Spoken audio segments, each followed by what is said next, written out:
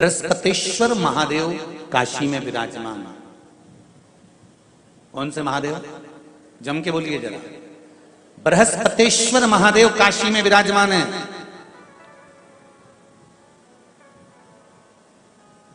जो अंगूठी में पुखराज नहीं पहन सकते,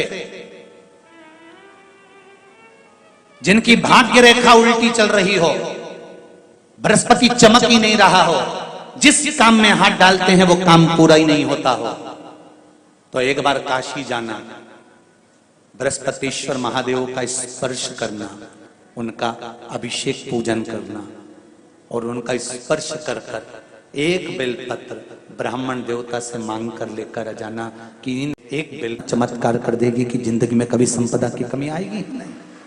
अगर बृहस्पति नहीं चमके तो बृहस्पतेश्वर महादेव, जहां पर बैठकर बृहस्पति भगवान ने शंकर भगवान की आराधना करी है, रोज गंगा जल जाना, गंगा जल लेकर आना, शिव जी की आराधना करना, एक शिवलिंग का निर्माण करा, उसकी आराधना में बृहस्पति भगवान डूब गए, उसकी आराधना में बृहस्पति महाराज निरंतर लगे रहे और इतनी आराधना बृहस्पति महाराज ने करी, इतनी आराधना करी बृहस्पति महाराज ने कि शंकर भगवान सामने प्रकट हो गए। मांगो बृहस्पति, तुमको क्या चाहिए? कुछ नहीं, केवल आपका भजन। नाम रख दिया, तुम्हारा नाम बृहस्पति रहेगा। बृहस्पति भगवान का एक नाम बृहस्पति भी रख दिया और तुम साधारण नहीं रहोगे। तुमने मेरी आराधना करी है तो देवताओं के गुरु बनकर विराजमान होगे। अब अभी तक 2 भार इंद्र के पास में थे। बहुत ध्यान देकर समझना ये नवग्रह कथा को। 2 भार थे इंद्र के पास। इंद्र देवताओं के गुरु भी बनकर बैठे थे, देवगुरु बृहस्पति की जगह पूर्व में इंद्र ही देवगुरु का पद संभाल रहे थे और देवराज का पद भी इंद्र के पास में था। कौन कौन से पद थे? जम के बोलो जरा। भाषा में आप ले लीजिए, किसी के पास में अध्यक्ष का पद भी है, किसी के पास में और कहीं का पद भी है, 2-3 पद उसके पास में विराजमान है। तो उसके पास में 2-3 पद अगर विराजमान है तो फिर उससे अगर एक पद ले लिया जाता है तो उसको अहंकार आ जाता है, उसको गुस्सा आ जाता है कि बताओ अभी तक तो मुझे पूछा जा रहा था, अब तुम तो वो पद पे भी जान दो। जैसे तुम किसी कुर्सी पर बैठे हो, कथा सुन रहे हो और इतने में कोई रिश्तेदार बाहेती जी का आ गया और तुम बढ़िया आराम से बैठे थे और बैठे बैठे इतने में बाहेती परिवार से कोई आया और उसने तुमको उठाया, प्लीज थोड़ा सा, और तुम्हें उठाकर दूसरी जगह बिठा दिया और उन्होंने अपने वाले को कुर्सी पर बिठा दिया। अब बोलो, जो उठा, जिसको उठाया था उसका भगोने जैसा मुंडा हुआ कि नहीं हुआ? अरे बोलो तो। अपन दूर कथा नहीं जाते, कथा अपन अपने ऊपर लेके चलो कि अपन कैसे समझें इस कथा को। बहुत अगर गहन तत्व की कथा सुनेंगे तो समझ में आएगी नहीं। यहाँ से सुनी, यहाँ से निकाल दी, बच्ची कुछ दी, ऊपर से निकल गई और मालूम पड़े थोड़ी देर बाद माताएं कुर्सी पे बैठी बैठी। अब फिर तो अपन तो अपने पर लेकर चलो ना कि जैसे कोई आप कुर्सी पर बैठ गए और इतने में इनके रिश्तेदार कोई आए और आने पर उन्होंने कहा दिया तुम यहाँ से उठो, दूसरी जगह जाके बैठो। इतने में तुमको बुरा लग गया, बुरा लगा, मुंह भगोने जैसा हो गया, गुस्सा आ गया। उसी तरह इंद्र के पास में 2 सत्ता थी, एक देवराज इंद्र थे और दूसरे गुरु का पद भी इंद्र के पास में था। देवताओं के गुरु बनकर इंद्र घूम रहे थे, पर अब उल्टा हो गया। शंकर भगवान ने बृहस्पति महाराज को देव गुरु बना दिया।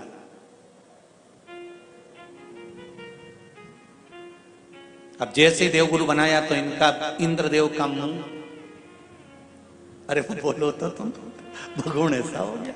कुर्सी उतरी कि मुंह भगोड़ा उड़ा। अब इनका मुंह भगोने जैसा हो गया तो गुस्सा तो गुस्सा। इतने में इंद्र ने, बृहस्पति महाराज देव गुरु बन गए। इंद्र सिंहासन पर बैठे थे, अप्सराओं का नृत्य देख रहे थे। वहीं से देव गुरु बृहस्पति का आगमन हुआ। बृहस्पति महाराज जैसे ही आए तो इंद्र तो सिंहासन पर बैठकर पूरा अप्सराओं का नृत्य देख रहे थे। उनको देव गुरु बृहस्पति से मतलब ही नहीं था।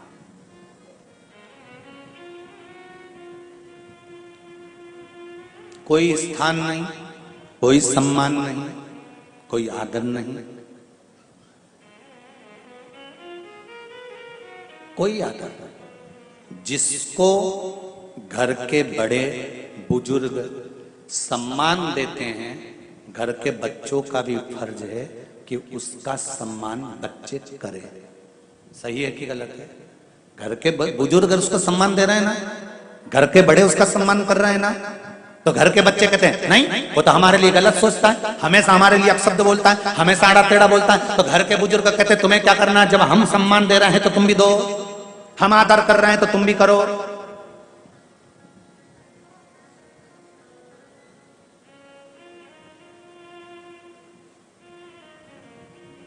पर नहीं महाराज, आदर आप भी करो, सम्मान आप भी करो, पर वो आदर वो सम्मान बहुत मुश्किल। अब जब बृहस्पति महाराज का सम्मान नहीं हुआ, बृहस्पति महाराज वहां से उठकर चले गए, बोले नहीं। जो समझदार होता है वो तुरंत कह देता है कोई बात नहीं, मैं चले जाता हूं। कोई मुख पर क्रोध नहीं, कोई चिड़चिड़ प्रवृत्ति नहीं, कोई अपशब्द नहीं। एक बात मैं आप सबको कहना चाहूंगा, किसी जगह पर यदि आपका अपमान हुआ है, बहुत ध्यान देना जरा, कथा थोड़ी भारी है पर समझ लोगे आप। किसी जगह पर यदि आपका अपमान हुआ है तो आप भगवान शंकर को धन्यवाद देना कि मैंने पूर्व में किसी का अपमान करा होगा तो मेरा हिसाब आपने इतनी जल्दी बराबर कर दिया है, इतनी जल्दी बराबर कर दिया। ये थोड़ा सा अपमान मेरा कराया, मेरा हिसाब बराबर हो गया। कोई गाली दे रहा है, देने दो, शंकर भगवान को धन्यवाद देना, बाबा बड़ी कृपा करी, मैंने पूर्व में इसको गालियां दी होंगी, अपशब्द कहा होगा तो इसने मुझे पलटकर गाली दे दी, अपशब्द कह दिया। ये तेरी कृपा है, ये तेरी दया, और जब तक तेरी करुणा, तेरी कृपा, तेरी दया नहीं हो तब तक कुछ हो ही नहीं सकता। तेरी कृपा,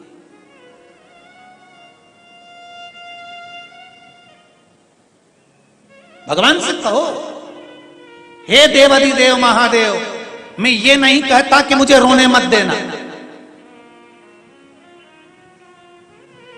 क्योंकि कर्म का भोग तो मुझे भोगना पड़ेगा। देवाधिदेव महादेव से कहो हे देवाधिदेव महादेव, मैं ये नहीं कहता कि मुझे रोने मत देना, पर इतना जरूर कहता हूं तेरे सिवा किसी दूसरे के आगे झुकने मत देना, बस इतनी कृपा कर। मैं ये नहीं कहता कि मुझे रोने मत देना, बस तुझसे निवेदन है कि केवल तेरे दरबार के अलावा किसी दूसरी जगह पर मुझे झुकने मत देना, क्योंकि मैं जानता हूं अगर तू मुझे अपना समझता है, झुकने नहीं दे सकता तो फिर रोने भी नहीं देगा। मान लो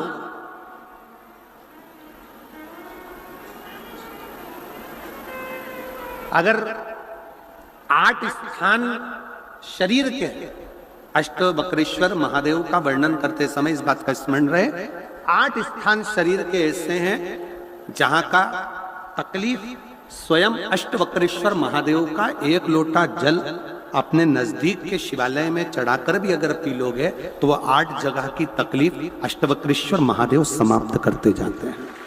8 स्थान, पहला नेत्र, ये भुकुटी के बीच का स्थान, भुकुटी के मध्य का स्थान। मान लो ये भुकुटियां दर्द करती हैं या मध्य में दर्द होता है, उसके लिए अष्टवक्रेश्वर महादेव का जल, मतलब अपने घर के पास जो भी शिवलिंग है वहां 1 लोटा जल अष्टवक्रेश्वर के महादेव के नाम से चढ़ाकर उसका पान, भुकुटी। दूसरा कंधा, पीठ।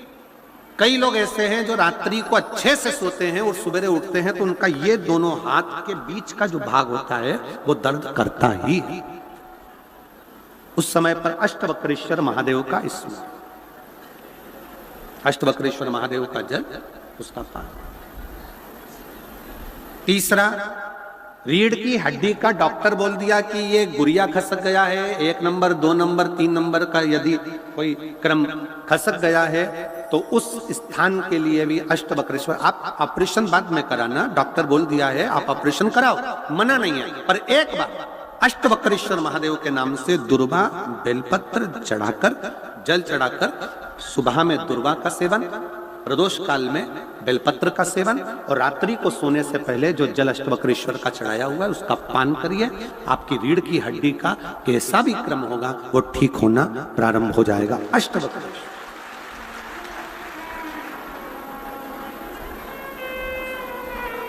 अष्टवक्रेश्वर। चौथा स्थान बताया, अगर चेस्ट में कोई तकलीफ आती है, चेस्ट में गांठ हो जाए या चेस्ट में कोई प्रॉब्लम खड़ी हो जाए, तो उसके लिए भी अष्टवक्रेश्वर महादेव का स्मरण किया जाता है। 2 छोटे छोटे पात्र में जल लिया जाता है, दोनों पात्र का जल एक साथ शिव पर छोड़ा जाता है। चेस्ट के लिए दोनों पात्र का जल छोड़ा जाता है और उस जल का पान नंदी के पास बैठकर किया जाता है अष्टवक्रेश्वर नाम से। अष्टवक्रेश्वर। फिर क्रम आया, अगला जो वर्णन आया है, डॉक्टर बोले घुटना बदलना है, घुटने का गैप आ गया है, ग्रीस खत्म हो गया है, दर्द हो रहा है, उसके लिए भी अष्टवक्रेश्वर महादेव का स्मरण करें। घृत का लेपन अष्टवक्रेश्वर महादेव के नाम से शिव जी पर, उस घृत को लेकर आना है। उसी घृत को रात्रि को सोने से पहले थोड़ा सा मुख में चाट कर अष्टवक्रेश्वर महादेव के नाम से फिर सो। अष्टवक्रेश्वर। फिर अगला भाग आया अष्टवक्रेश्वर के अंतर्गत, यदि इस गले से जुड़ा हुआ कोई रोग उत्पन्न होता है तो भी अष्टवक्रेश्वर का ही स्मरण किया जाए। जल का पान अष्टवक्रेश्वर। और 8वें स्थान के रूप में जो पिड़ली के घुटने से नीचे के जो भाग होते हैं उसके लिए अष्टवक्रेश्वर महादेव पर 7 दुर्वा, 7 बेलपत्र और 7 अक्षत शिव को समर्पित कर कर दुर्वा बेलपत्र का पान 7 दिन तक लगातार उसी भाव में अष्टवक्रेश्वर महादेव का नाम लेकर किया जाए। अष्टवक्रेश्वर। कभी अगर मौका लगे, शिव की करुणा हो जाए, शंकर की दया हो जाए, आप लोग कभी बद्री विशाल जाएं दर्शन करने के लिए, ऋषिकेश हरिद्वार तक जाएं, तो श्रीनगर गढ़वाल से सुंदर कोहला गांव से 10 किलोमीटर की दूरी पर 8 किलोमीटर दूर तक गाड़ी जाती है, 2 किलोमीटर दूर तक पैदल चलकर आप जहां पर बैठकर स्वयं अष्टावक्र जी ने भगवान शंकर के शिवलिंग की स्थापना कर आराधना करी, ऐसे पवित्र स्थान का दर्शन कर अपने जीवन को धन्य बना सकते हो।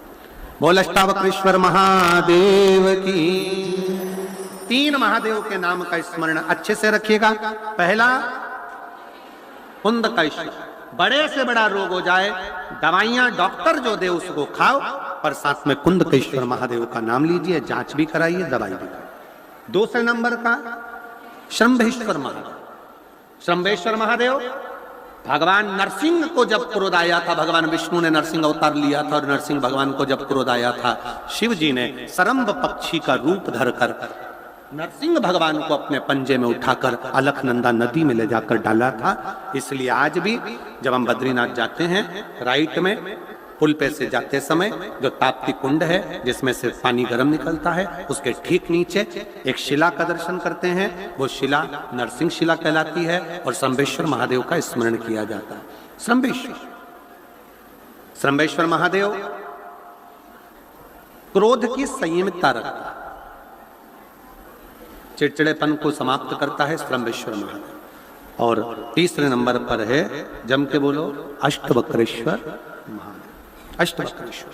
ये शिव महापुराण की कथा कहती है देवी जी का एक स्वरूप अरण्यानी, जो आज भी भारत की भूमि पर कई मंदिर हैं माता के, उसमें एक प्रसिद्ध मंदिर है बिहार में।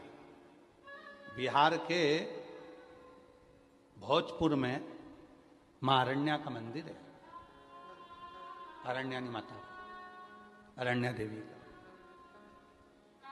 बिहार के भोजपुर में, जो 80 घाट पर बैठकर महाराज आसी नदी के तट पर जो माता ने जो तप साधना करी 80 में, वो तप साधना का कि ये सब दुखी क्यों है, और इसीलिए आज भी नियम है महाराज,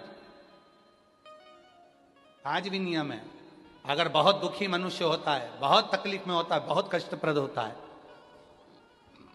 उसके दुख का जब कोई निवारण ही नहीं होता, कहीं कोर्ट का केस, कचहरी, थाना, पुलिस, डॉक्टर, कहीं एक्सीडेंट, कहीं फैक्ट्री चलती चलती बंद हो गई, व्यापार चलता चलता बेकार हो गया, हर तरह से जब वो हताश हो जाता है, तब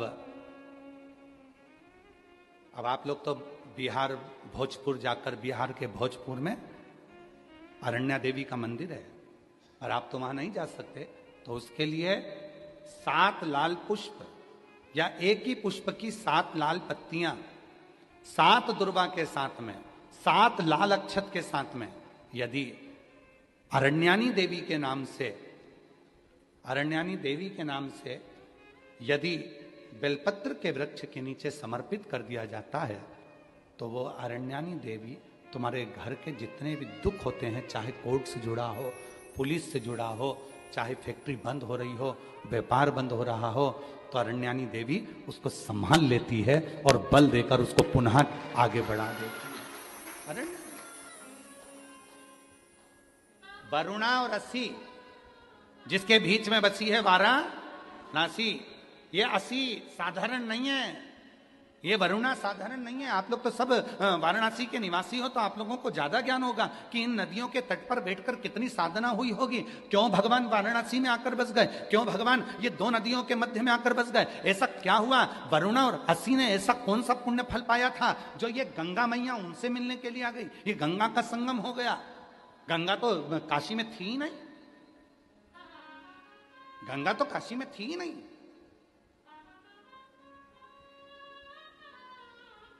कौन लेकर आया इनको, कौन, ये वरुणा और असी ने ऐसा कौन सा पुण्य कर दिया था जो गंगा को लेकर यहां आ गई, कौन सा आंतरी अनसुईया ने तब कर दिया था जो अनसुईया जी के कहने पर गंगा यहां पहुंच गई, कौन सा तप शनि महाराज ने कर लिया था जो गंगा जी यहां पहुंच गई। सप्त तप की, कल सप्त केशव की बात, पंच केशव की बात चल रही थी, आज सप्त तप की बात है। शनि महाराज का तप, आंतरी अनसुईया का तप, वरुणा का तप, असी का तप, भृगु का तप,